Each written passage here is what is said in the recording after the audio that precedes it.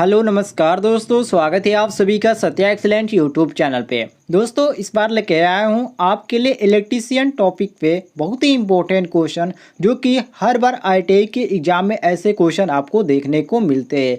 तो दोस्तों यदि आप आईटीआई के छात्र हैं, यदि आप इलेक्ट्रीशियन ट्रेड से हैं, तो आप वीडियो को कंप्लीट देखिएगा, क्योंकि इसमें बहुत ही इंपॉर्टेंट क्वेश्चन बताए गए हैं। तो चलिए दोस्तों हम आज का क्वेश्चन शुरू करते हैं। और ये आज की जो हमारी वीडियो है इस टॉपिक पे आज की दूसरी वीडियो है। यदि आपने पहली वीडियो नहीं देखी है तो इस वीडियो के डिस्क्रिप्शन में आपको लिंक मिल जाएगा, आप वहां से भी जाकर देख सकते हैं। तो चलिए दोस्तों आज का क्वेश्चन हम शुरू करते हैं क्वेश्चन नंबर 16 से। क्वेश्चन नंबर 16 है, यहाँ से आप देख सकते हैं 3 फेज संतुलित भार स्थिति के लिए प्रत्येक फेज में किसका मान समान होता है। तो दोस्तों जो 3 फेज होता है ये संतुलित स्थिति के लिए प्रत्येक फेज में जो प्रतिबाधा होती है ये प्रतिरोध शक्ति और धारा सभी के मान के बराबर होती है। तो यहाँ पर हम मारेंगे ऑप्शन नंबर डी, मतलब कि प्रतिबाधा के भी सही हो जाएगा और प्रतिरोध के भी और शक्ति गुणांक के। तो यहाँ पर हम मारेंगे ऑप्शन नंबर डी, बिल्कुल करेक्ट आंसर। क्लियर होगा दोस्तों। आपको एग्जाम में इसी तरह के क्वेश्चन देखने को मिलते हैं, बस आपको वहाँ पे टिक लगाना पड़ता है। चलिए हम आगे बढ़ते हैं क्वेश्चन नंबर 17 पे। कह रहा है क्वेश्चन 25 वोल्ट के चरम मान वाले डीसी वोल्टेज का औसत मूल्य होगा। तो दोस्तों 25 वोल्ट के चरम मान वाले डीसी वोल्टेज का जो औसत मान 25 वोल्ट होगा। क्यों? क्योंकि दोस्तों डीसी एक ऐसी विद्युत राशि है जिसकी दिशा और परिमाण दोनों समय के साथ कभी नहीं बदलता, अर्थात हम कह सकते हैं कि यह स्थिर रहता है। इसलिए यहाँ पर हम मारेंगे ऑप्शन नंबर डी, मतलब कि 25 वोल्ट का 25 वोल्ट ही रहेगा। तो ऑप्शन नंबर डी हमारा यहाँ पर बिल्कुल करेक्ट आंसर हो जाएगा। क्लियर होगा दोस्तों। चलिए हम आगे बढ़ते हैं क्वेश्चन नंबर 18 पे। कह रहा है क्वेश्चन पूर्ण तरंग दृष्टिकारी में उर्मिका घटक क्या होता है। 1.21 या 0.5 या 0.48 या 1। तो दोस्तों अर्ध तरंग दृष्टिकारी तथा पूर्ण तरंग दृष्टिकारी में जो उर्मिका घटक होता है वो आपका होता है 1.21, मतलब कि यहाँ पर आपसे अर्ध दृष्टिकारी की बात किया जाए तो इसमें आपका 1.21 होता है, और पूर्ण दृष्टिकारी की बात किया जाए तो 0.8148 होता है। तो यहाँ पर हमसे पूछ क्या रहा है पूर्ण तरंग का, तो यहाँ पर हम मारेंगे ऑप्शन नंबर सी, बिल्कुल करेक्ट आंसर। क्लियर होगा दोस्तों। क्वेश्चन नंबर 19 पे कह रहा है क्वेश्चन, यहाँ पर ध्यान से देखिएगा, क्वेश्चन बहुत ही इंपॉर्टेंट है। यहाँ पर पूछा जा रहा है कि नीचे दिए गए चित्र में दर्शाया हुआ तरंग रूप खाली स्थान तरंग का रूप का उदाहरण है। अच्छा, तो ये किस तरह के तरंग का उदाहरण है। तो दोस्तों इसमें जो आपका दिया गया है ये आपका तरंग जो है ये साथूर्त तरंग का रूप है, जो कि ऑप्शन में हमारा दिया गया। यहाँ पर देख सकते हैं ऑप्शन नंबर डी, बिल्कुल पहचानने में आसान है दोस्तों, आप इसको पहचान सकते हैं। तो ऑप्शन नंबर डी हमारा बिल्कुल करेक्ट हो जाएगा। और हाँ दोस्तों, यदि आपको किसी क्वेश्चन में किसी प्रकार का डाउट होता है तो आप कमेंट में पूछ लीजिएगा। चलिए हम आगे बढ़ते हैं क्वेश्चन नंबर 20 पे।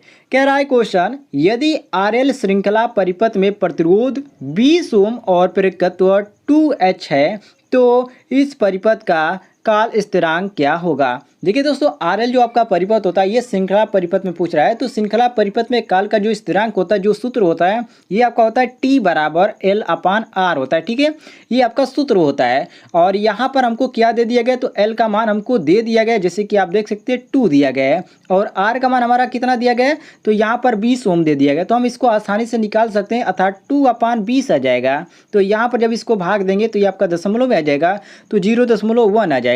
तो यहाँ पर जो हमारा सही हो जाता है, ऑप्शन में देख सकते हैं जो हमारा सही दिया गया वो आपका ऑप्शन नंबर ए दिया गया, अर्थात 0.1। यहाँ पर हमारा ए ऑप्शन सही हो जाएगा 0.10। क्लियर होगा दोस्तों, ऑप्शन नंबर ए हमारा सही हो जाएगा। चलिए हम आगे बढ़ते हैं क्वेश्चन नंबर 21 पे। कह रहा है क्वेश्चन कि एसी परिपथ का शक्ति गुणा किससे दर्शाया जाता है, Z/R से या R/XL से या R/Z से या XL/R से। बहुत ही इंपॉर्टेंट क्वेश्चन और बहुत ही इजी क्वेश्चन है दोस्तों। देखिए जो यहाँ पर एसी से पूछ रहा है, तो देखिए किसी एसी परिपथ के लिए प्रतिबाधा त्रिभुज को इस प्रकार दर्शाया जाता है। मान लीजिए ये आपका त्रिभुज है, ठीक है, ये आपका हो गया त्रिभुज, ये आपका एक्स हो गया, ये आपका जेड हो गया, ये आपका आर हो गया, ठीक है, और ये आपका क्या हो जाएगा थीटा हो गया। तो इसमें आपसे पूछ क्या रहा है, इसमें पूछ रहा है कि ऐसी परिपथ का शक्ति गुणांक किससे दर्शाया जाता है। तो इस ये में जो आपका दर्शाया जाता है इस तरह दर्शाया जाता है, जिसमें आपका यहाँ पर जो सूत्र क्रिएट होता है कास फाई बराबर होता है आर अपान जेड होता है। ठीक है, इसको ध्यान रखिएगा, ये बार बार पूछा जाता है परीक्षाओं में। तो यहाँ पर हमारा सही हो जाता है ऑप्शन नंबर सी बिल्कुल करेक्ट आंसर, सी ऑप्शन बिल्कुल करेक्ट मारेंगे। आगे बढ़ते हैं हम क्वेश्चन नंबर 22 पे। कह रहा है क्वेश्चन कि एसी स्रोत से जोड़ने पर किसी प्रेरक की चुंबकीय क्षेत्र ऊर्जा 5 मिलीसेकेंड में अधिकतम से न्यूनतम मान में बदल जाती है, तदनुसार स्रोत की आवृत्ति कितने हर्ट्ज होगी। तो देखिए दोस्तों, इसको हम सॉल्व करेंगे। देखिए इसमें पहले आपसे दिया क्या है, देखिए चुंबकीय क्षेत्र ऊर्जा 5 मिली सेकेंड में अधिकतम से न्यूनतम हो रही है, तो इस तरह की आवृत्ति टी दिया गया है, जो कि टी हमारा कितना होगा, यहाँ पर 20 मिली सेकेंड हो जाएगा। आप दोस्तों देखिए यहाँ पर हम वही सूत्र का यहाँ लगाएंगे, एफ बराबर 1/t। तो यहाँ पर टी हमारा कितना दिया गया है, तो ये हमारा 20 दिया, जो कि मैंने आपको अभी बताया। तो यहाँ पर हम करेंगे, यदि मिली में दिया गया तो यहाँ पर हमारा हो जाएगा 1/20 गुणे 10⁻³ तो ये आपका, इसको जब हम ऊपर करेंगे तो ऊपर हमारा 1000 हो जाएगा और नीचे हमारा कितना बचेगा, 20 हो जाएगा। तो इसको जब हम भाग देंगे दोस्तों, ये आपका f बराबर है, इसको ध्यान रखिएगा, तो हमारा सही आ जाएगा 50 हर्ट्ज। कितना आ जाएगा, 50 हर्ट्ज, जो कि ऑप्शन में हमारा जो सही आंसर दिया गया वो हमारा ऑप्शन नंबर सी दिया गया 50। तो यहाँ पर सही हो जाता है हमारा ऑप्शन नंबर सी बिल्कुल करेक्ट आंसर। चलिए आगे बढ़ते हैं हम क्वेश्चन नंबर 23 पे। कह रहा है क्वेश्चन, यहाँ पर ध्यान से देखिए कि यदि किसी प्रत्यावर्ती वोल्टेज की कोणीय आवृत्ति ओमेगा है, तो किसी परिपथ में अवशोषित तत्क्षणिक वास्तविक शक्ति की कोणीय आवृत्ति है 2 ओमेगा या 3 ओमेगा या ओमेगा/2। तो दोस्तों यदि किसी प्रत्यावर्ती वोल्टेज की आवृत्ति ओमेगा है, तो वास्तविक शक्ति की कोणीय जो आवृत्ति होगी वो आपकी 2 ओमेगा होगी। तो यहाँ पर जो हमारा सही हो जाता है ऑप्शन नंबर ए बिल्कुल करेक्ट आंसर हो जाता है। क्लियर होगा दोस्तों। चलिए हम आगे बढ़ते हैं क्वेश्चन नंबर 25 पे। कह रहा है क्वेश्चन कि एक श्रेणी परिपथ में R 4 ओम XL, मतलब कि R का मान दिया गया 4 ओम और यहाँ पर XL का मान दिया गया 12 ओम और XC का मान दिया गया 9 ओम और सप्लाई 200 वोल्ट 50 हर्ट्ज है, तो विद्युत पावर का परिकलन कीजिए। बहुत ही इंपॉर्टेंट क्वेश्चन है। देखिए मैंने आपको पिछली वीडियो में एक सूत्र बताया था, जो कि सूत्र था हमारा P बराबर VI cos थीटा। ठीक है, क्या था, VI cos थीटा था P बराबर, जहाँ दोस्तों I बराबर आपका हो जाता है V/Z। तो I बराबर यहाँ पर हमारा जो दिया गया है इसका बराबर हो जाता है V/Z और cos फाई, तो cos फाई का मैंने आपको अभी बताया कि cos फाई का हो जाता है हमारा R/Z हो जाता है। ठीक है, तो देखिए तो यहाँ पर हम आसानी से इसको हम निकाल सकते हैं, कैसे, P बराबर V गुणे V/Z गुणे R/Z। अब इसको सही कीजिए तो यहाँ पर हमारा आ जाएगा V का V गुणा तो V स्क्वायर हो जाएगा और R/Z², ये हमारा फाइनल सूत्र बनेगा। अब इसी पे हम इसको लगा देंगे। अब दोस्तों जहाँ पर यहाँ पर यदि आपका Z पूछ दिया जाए, तो जो आपका यहाँ पर प्रतिबाधा है तो ये आपका हो जाता है Z बराबर R² प्लस, इसका सही सूत्र होता है XL, इसमें से कोई भी घटा सकते हैं, मतलब कि इस तरह का जो चिन्ह होता है इसमें से कोई भी घटा सकते हैं, जो बड़ा होता है उसमें घटा दिया जाता है, इसको ध्यान रखिएगा, XC का होल स्क्वायर। तो इस पर हम रखेंगे तो यहाँ पर हमारा जो मान दिया गया R का 4 दिया गया है, तो यहाँ पर 4 का स्क्वायर हो जाएगा प्लस यहाँ पर जो XL का मान दिया गया 12 दिया गया है। ठीक है, और माइनस हो जाएगा 9 का स्क्वायर, तो यहाँ पर 4 का, ये आप करिए, इसको ध्यान से करिए, तो हमारा जो सही आ जाएगा √, ये आपका 16 हो गया। तो यहाँ पर 16 और यहाँ पर 12 माइनस यहाँ पर 9 था, इसका वर्ग था, तो ये आपका 16 + 9 हो जाएगा। ठीक है, तो ये देखिए यहाँ पर 16 + 9 मतलब कि √25, तो ये आपका 25 का 5 हो जाएगा, तो ये हमारा कितना आ जाएगा, 5 ओम हो जाएगा। लेकिन दोस्तों यहाँ पर देखिए ये हमारा सही नहीं है, क्योंकि यहाँ पर हमको अभी मान निकालना है P का। तो P के निकालने के लिए यहाँ पर सूत्र का इस्तेमाल करेंगे, जो कि मैंने आपको बताया था V² R/Z²। तो हम उसी पर लगाएंगे P बराबर V² R/Z² से।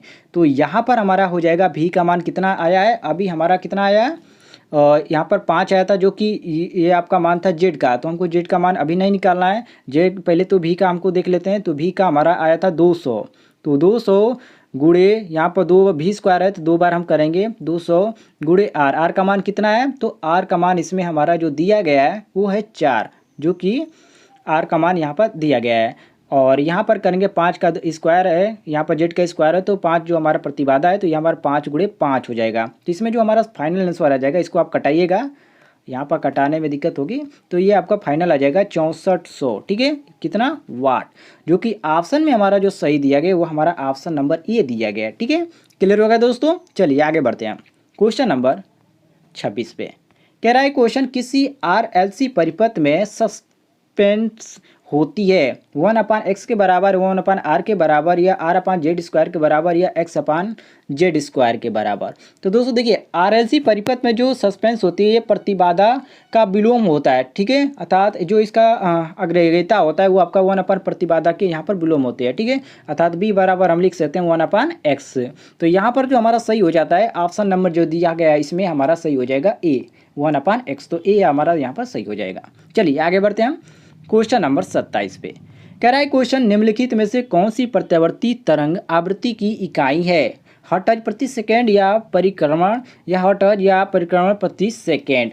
तो दोस्तों हर्ट्ज जो होता है ये प्रत्यावर्ती तरंग आवृत्ति की इकाई है, और किसी प्रत्यावर्ती राशि द्वारा 1 सेकेंड में तय किए गए दोलनों की संख्या क्या होती है? आवृत्ति कहलाती है। तो यहाँ पर हम f बराबर लिख सकते हैं 1/t। ठीक है, तो यहाँ पर हमारा जो सही हो जाता है वो हमारा सही हो जाता है ऑप्शन नंबर सी, हर्ट्ज। ठीक है, सी ऑप्शन करेक्ट हो जाएगा।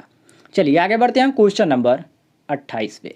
कह रहा है क्वेश्चन, प्रत्यावर्ती धारा का विकास किसने किया था? वेरी वेरी इंपॉर्टेंट क्वेश्चन है। देखिए, प्रत्यावर्ती धारा का विकास टेस्ला ने किया था, और प्रत्यावर्ती धारा वह धारा है जो किसी विद्युत परिपथ में अपनी दिशा और परिणाम दोनों समय के साथ क्या करती है? बदलती, मतलब चेंज होती रहती है। तो यहाँ पर हमारा सही हो जाता है ऑप्शन नंबर ए, बिल्कुल करेक्ट आंसर टेस्ला। क्लियर हो गया दोस्तों। चलिए हम आगे बढ़ते हैं क्वेश्चन नंबर 29 पे।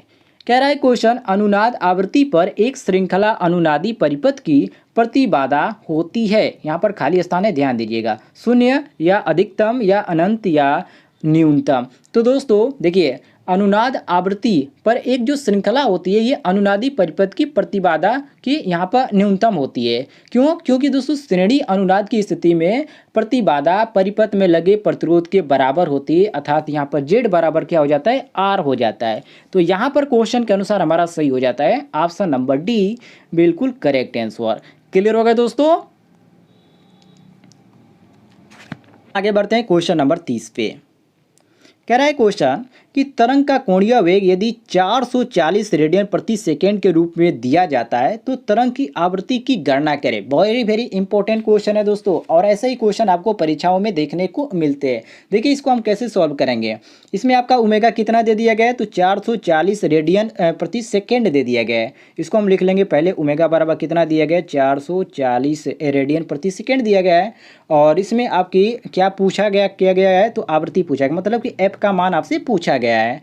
और दोस्तों हमारा सूत्र क्या होता है? ओमेगा बराबर 2 f होता है। ठीक है, इसको ध्यान रखिएगा, ये बहुत ही इंपॉर्टेंट सूत्र है। तो यहाँ पर 440 हमको पहले से मालूम है ओमेगा का मान, और यहाँ पर हमको निकालना क्या है? तो यहाँ पर हमको केवल f का मान निकालना है, और यहाँ पर 2 का मान हमको सभी को मालूम है, 2 का 2 हो जाएगा, और पाई का मान 3.14 होता है। तो इसको हम f को बाहर निकालते हैं क्योंकि हमको f का मान ज्ञात करना है। तो f बराबर हमारा हो जाएगा यहाँ पर ओमेगा अपान 2 ठीक है, ओमेगा का मान हम रख देते हैं, कितना है? 440 है, बटे 2, और पाई का मान कितना है? 3.14। ठीक है, क्लियर होगा दोस्तों। अब इसको आप सॉल्व कीजिए, देखिए आसानी से सॉल्व हो जाएगा, इसमें आपको कुछ नहीं करना है। तो यहाँ पर जो हमारा सही आंसर निकल के आ जाएगा, पहले तो यहाँ पर हम ध्यान से कर लेते हैं। यहाँ पर 2.314 में हम गुणा करेंगे 2 से 3.14 में, तो ये हमारा आ जाएगा 6.28 हो जाएगा।